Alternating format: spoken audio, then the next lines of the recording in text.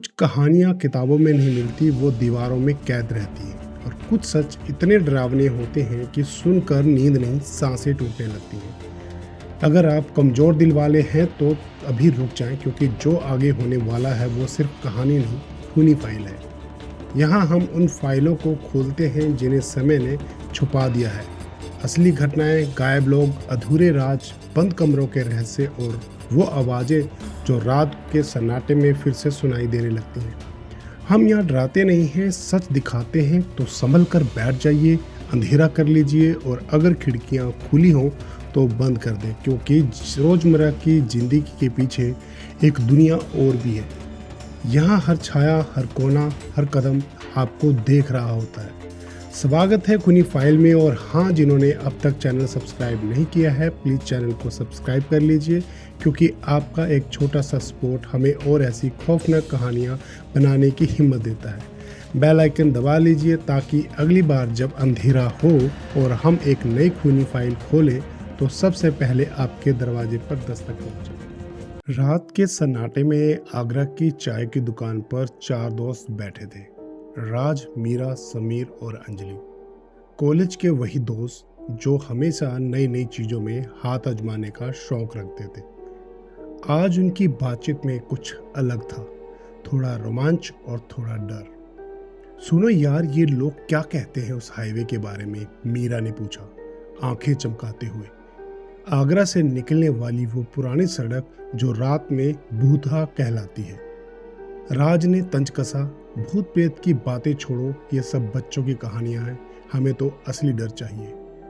तभी पास की टेबल पर एक बैठा बूढ़ा आदमी अचानक बोला, बच्चों, वो हाईवे मत जाना रात को। जो एक बार गया वापस नहीं आया, या वो वापस आया तो कभी पहले जैसा नहीं रहा। चारों दोस्त उसकी ओर देखने लगे। बूढ़ा आदमी अपनी झुर्रियां भरे चेहरे पर गंभीरता लिए हुए बोला, कई साल पहले वहां एक शादी हुई थी। दूल्हा दुल्हन दोनों की मौत उस सड़क पर हुई थी। तभी से उनकी आत्मा उस हाईवे को भटकती है। जो भी आधी रात को वहां से गुजरता है वही उनकी आत्मा का शिकार बन जाता है। मीरा ने हंसते हुए कहा, ऐसी क्या बात है, हम तो यूट्यूबर हैं और इस पर कहानी तो हम जरूर बनाएंगे, देखेंगे कितना सच है। समीर ने अपनी जेब से कैमरा निकाला, चलो आधी रात को चलेंगे उस हाईवे पर, हिम्मत है तो कोई साथ आए।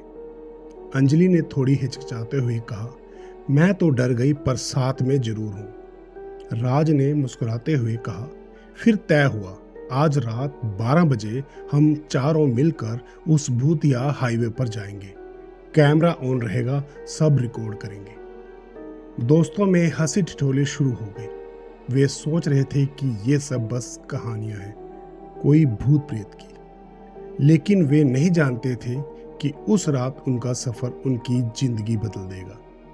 रात के 12 बजने में बस कुछ ही मिनट बाकी थे। चारों दोस्त अपनी कार में बैठ चुके थे। राज ने इंजन चालू किया और गाड़ी धीरे धीरे उस पुराने हाईवे की ओर बढ़ने लगी। बाहर अंधेरा घना था और हवा में एक अजीब सी ठंडक फैल रही थी। सड़क दोनों ओर सूखे खेतों से घिरी हुई थी। दूर दूर तक कोई भी घर या रोशनी नहीं दिख रही थी। मीरा ने बाहर झांककर कहा, यहाँ तो बिल्कुल सुनसान है, थोड़ा डर डर लग रहा है। ये बस शुरुआत है, राज ने हंसते हुए कहा। देखना, जैसे जैसे हम आगे बढ़ेंगे और भी मजा आएगा। समीर ने कैमरा चालू किया और कहा, चलो लाइव स्ट्रीम करते हैं, जो कुछ भी होगा रिकॉर्ड होगा। लेकिन जैसे जैसे कार आगे बढ़ी, हवा में एक अजीब सी सन्नाटा छाने लगा। कोई आवाज नहीं, सिर्फ टायरों की सड़क पर रगड़ और दूर कहीं कुत्ते भौंकने की आवाज सुनाई दे रही थी। अचानक कार की हेडलाइट झिलमिलाने लगी। राज ने गाड़ी धीमी की और कहा, ये क्या हो रहा है, लाइटें बार बार जल रही हैं। मीरा ने घबरा कर कहा, शायद कोई शॉर्ट सर्किट हो गया। तभी सड़क के दाहिने किनारे एक सफेद साड़ी पहने महिला का साया दिखा।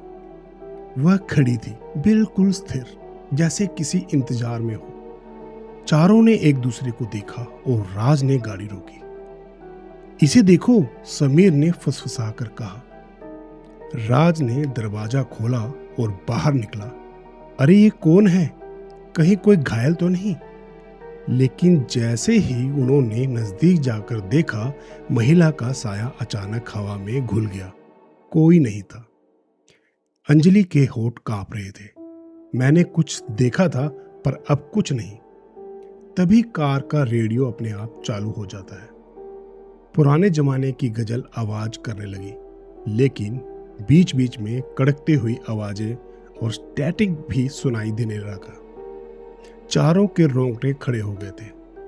ये सब क्या हो रहा है? मीरा ने डर के मारे पूछा। राजू ने कहा, शायद कोई तकनीकी खराबी है, घबराओ मत। लेकिन मन में सबको डर हो रहा था। हवा में अब एक अजीब सी ठंडक और बढ़ रही थी, जो हड्डियों तक उतर रही थी। कार फिर चल पड़ी, पर हाईवे अब पहले जैसा नहीं लग रहा था। रास्ते पर बेहतरीन मोड़ थे, मानो सड़क खुद ब खुद चल रही हो। चारों की सांसें तेज होने लगी। कार धीरे धीरे उस सुनसान हाईवे पर आगे बढ़ रही थी। हर पल लगता था कि सड़क के दोनों ओर कुछ छिपा हुआ है जो उन्हें देख रहा है। चारों दोस्तों के दिल की धड़कनें तेज हो गई, पर उन्होंने हिम्मत दिखाने की कोशिश की। अचानक कार के सामने सड़क के किनारे एक सफेद साड़ी में महिला का साया फिर से नजर आया। उसकी आंखें अंधेरे में चमक रही थी और उसकी चोटी हवा में धीरे धीरे हिल रही थी। वह बिल्कुल स्थिर थी, जैसे किसी को रास्ता दिखा रही हो। राज ने धीरे धीरे कार रोकी। क्या तुम्हें दिख रहा है? वह फिर से महिला वहां पर खड़ी है। मीरा ने कांपते हुए कहा, इस बार हम रुकेंगे और देखेंगे कि वो कौन है। राज ने दरवाजा खोला और कार से बाहर निकला। बाकी तीनों भी उसके पीछे पीछे उतरे। क्या आप ठीक हैं? राज ने महिला से पूछा, लेकिन जवाब में सिर्फ ठंडी हवा बह रही थी। महिला ने धीरे से एक हंसी सी निकाली, जो सुनकर चारों के रोंगटे खड़े हो गए। फिर अचानक वह गायब हो गई, जैसे धुंध में घुल गई हो। अंजलि ने घबरा कर कहा, हमें वापस चलना चाहिए, यहाँ कुछ गलत है। तभी दूर से एक बच्चे की चीख सुनाई दी। चारों की नजरें उस आवाज की ओर गई, लेकिन वहां कोई नहीं था, केवल सन्नाटा। कार की तरफ लौटते हुए समीर ने कहा, लगता है ये सब सच में भूतिया है, हमें जल्द से जल्द यहाँ से निकलना होगा। जब वे कार में बैठे तो रेडियो ने फिर से बजना शुरू कर दिया। इस बार आवाजें और भी तेज थी और गजल के बीच किसी की धीमी फुसफुसाहट सुनाई दे रही थी। मदद करो, रुक जाओ। राज ने घबराकर कहा, कार चलाओ, यही नहीं रुकना है। जैसे ही उन्होंने गाड़ी स्टार्ट की, सड़क के दोनों ओर अजीब सी परछाइयां उभरने लगी। ये वे तेज तेज बढ़ रही थी, जैसे कार के पीछे दौड़ रही हो। मीरा ने अपनी आंखें बंद कर ली। भगवान हमें बचाओ। सड़क पर धुंध इतनी गाढ़ी हो गई थी कि आगे कुछ दिखाई नहीं दे रहा था। जीपीएस अचानक बंद हो गया और मोबाइल नेटवर्क भी चला गया। चारों दोस्त अब असली डर का सामना कर रहे थे। वे महसूस कर रहे थे कि अब केवल सड़क पर नहीं, बल्कि किसी और दुनिया में फंसे हुए थे।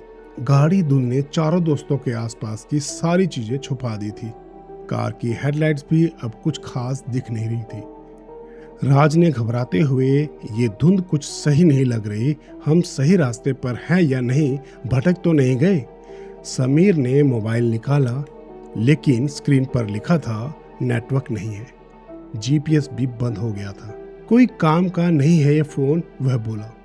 तभी रास्ते के जंगल में एक पुरानी जर्जर कार दिखाई दी, जो आधी टूटी फूटी हालत में सड़क के किनारे खड़ी थी। कार का दरवाजा थोड़ा खुला था, लेकिन भीतर कोई नहीं था। मीरा ने डरते हुए कहा, इतनी देर में कोई भी इंसान नहीं दिखा, ये कार अचानक यहाँ कैसे आ गई? राज ने फैसला किया कि चलो देखें कि कार के अंदर क्या है, कोई मदद की जरूरत तो नहीं हो सकती।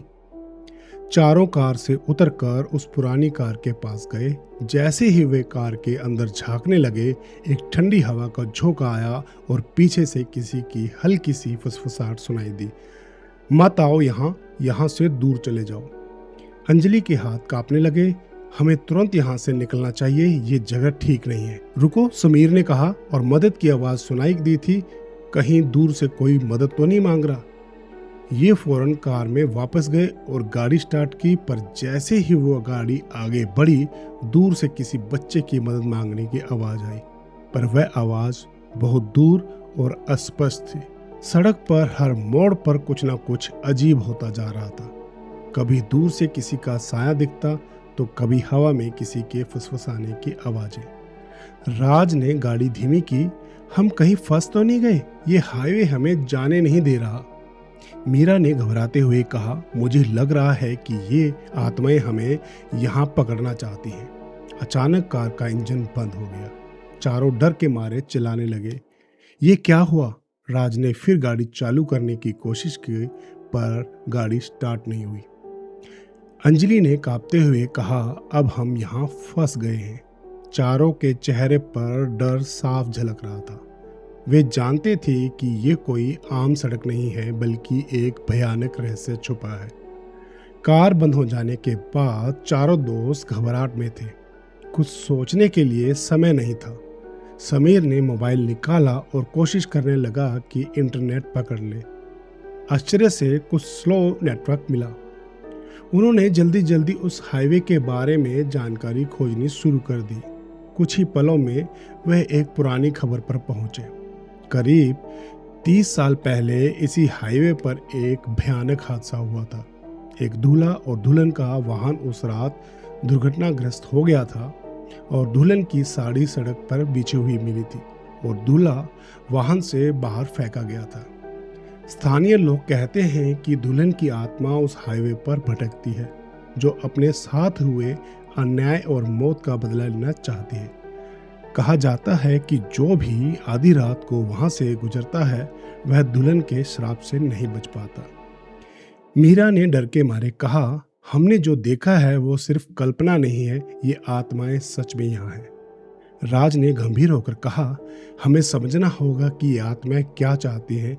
हम ऐसा कुछ करेंगे जिससे हमें छोड़कर चली जाए। अंजलि ने फुसफुसाते हुए कहा, क्या अगर हम उस दुल्हन के लिए कोई प्रार्थना या पूजा करें तो शायद वो शांत हो जाए। समीर ने कहा, हमें जल्दी करना होगा, क्योंकि जैसे जैसे रात बढ़ेगी ये आत्माएं और भी ताकतवर होती जाएंगी।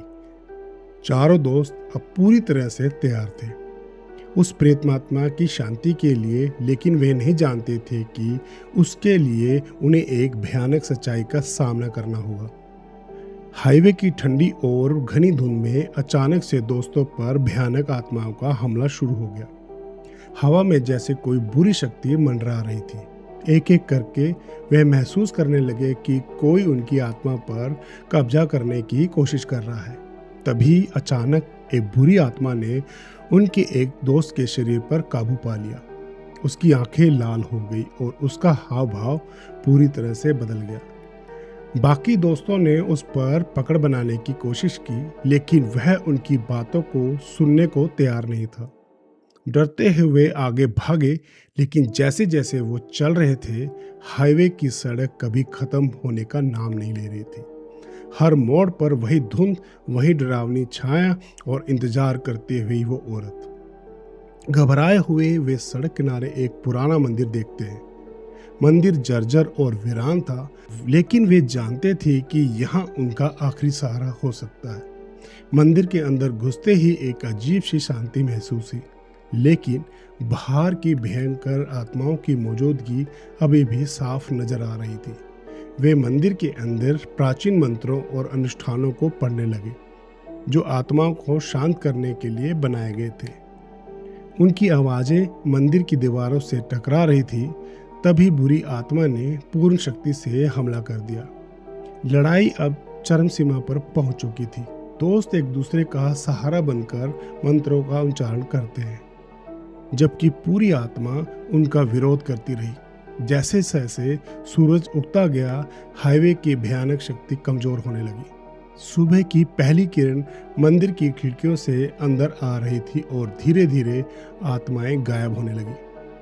अंत में जब सूरज पूरी तरह से उग गया, तो हाईवे की काली छाया पूरी तरह से छट गई। थके हारे और डरे सहमे दोस्त आखिरकार आगरा पहुंच गए। उनके कपड़े फटे पुराने और शरीर कांप रहे थे, पर मन में अब भी उस भयानक रात का साया था। वे अपनी रिकॉर्डिंग चेक करने लगे, जिसमें भयानक आवाजें, अजीब सी फुसफुसाहट और रहस्यमयी तस्वीरें थी, जैसे कोई छाया लगातार उनके पीछे बन रही थी। उन्होंने एक दूसरे से कसम खाई कि वे कभी भी उस हाईवे का नाम नहीं लेंगे और ना ही उस घटना के बारे में बात करेंगे। लेकिन तभी स्क्रीन पर अचानक एक अस्पष्ट साया उभर आया, जो ये संकेत दे रहा था कि ये कहानी अभी खत्म नहीं हुई है। कहीं ना कहीं वह भूत अभी भी उनका इंतजार कर रहा था। तो गाइज, ये कहानी आपको कैसी लगी? और गाइज, मुझे कमेंट करके ज़रूर बताना कि आपको किस तरह की कहानियाँ चाहिए, और अगर आपके पास कोई ऐसी कहानी और ऐसी कोई घटना है जो आपके साथ हुई हो तो मेरे मेल आईडी पर आप ज़रूर दीजिए। मैं उस कहानी को विस्तार से यहाँ पर आपको सुनाने की कोशिश करूँगा। चलिए गाइज, चलते हैं अगली वीडियो के लिए। तब तक के लिए बाय।